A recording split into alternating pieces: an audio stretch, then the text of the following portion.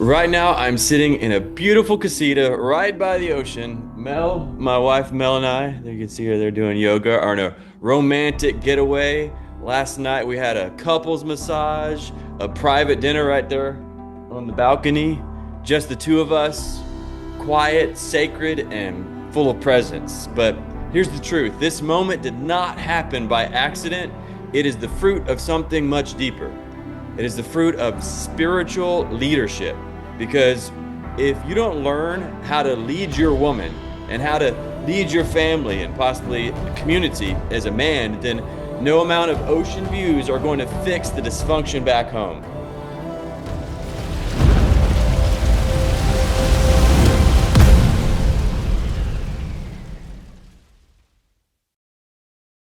Hey, I'm Jonathan England, and my wife Mel and I have been walking together for over 8 years now.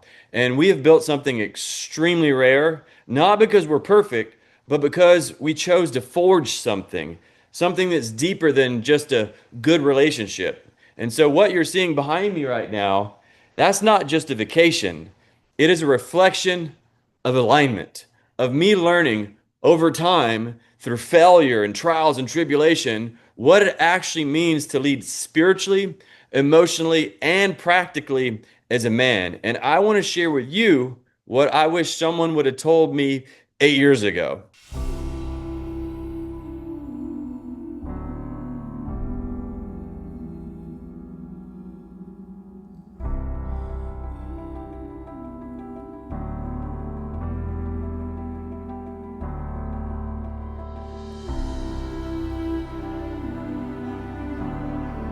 So, leading your woman does not mean controlling her.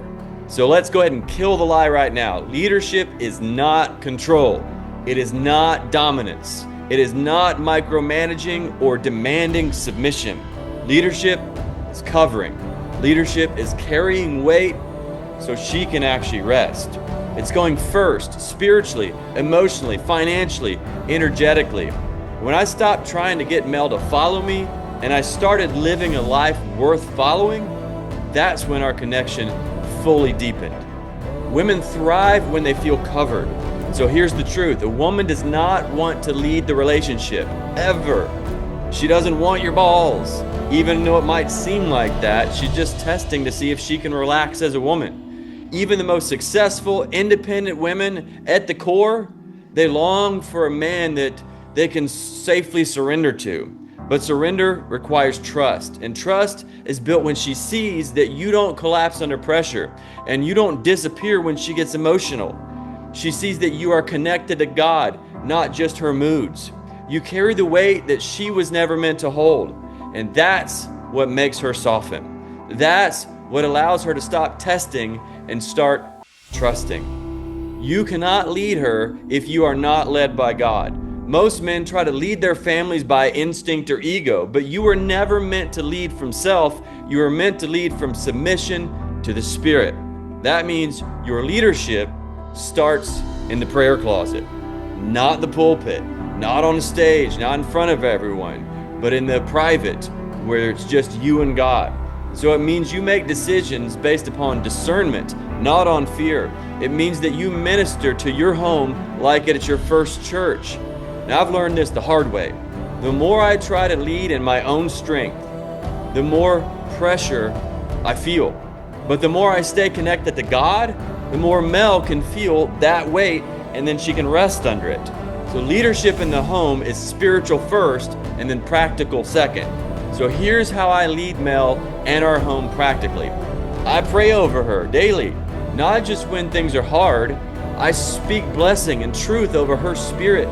I initiate conversations about vision, where we're actually headed, what we're building together, what's God saying, and I protect her peace. That means creating structure, covering her emotionally, and being decisive.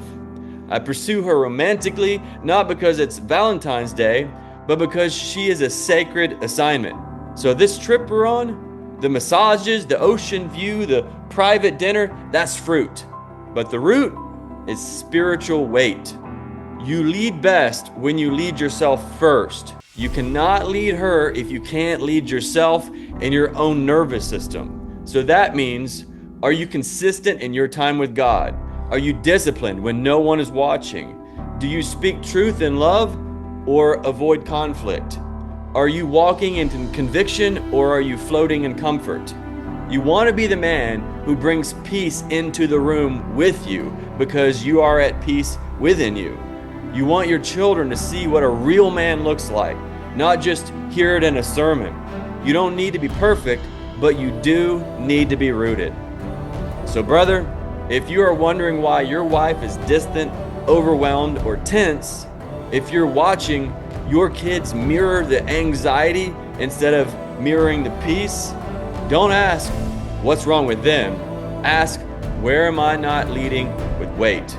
Because when a man takes his place, his woman rests, his children rise, and his home becomes a sanctuary, not a battleground. So go ahead, make sure you grab a copy of my book, Good Man to God Man, at goodmantogodman.com, and stay plugged in. Subscribe to this channel. We got awesome videos coming out all the time. Let the boy die, let the king rise. Drop a comment below. What is one area that you're being called to step up and lead in your home right now? This is your forge. Let's rise together. And until the next time, always remember that who you are makes a difference. The world is a much better place because you exist. Thank you for being you, and thank God for you, and thank God for us. Go Team God Man.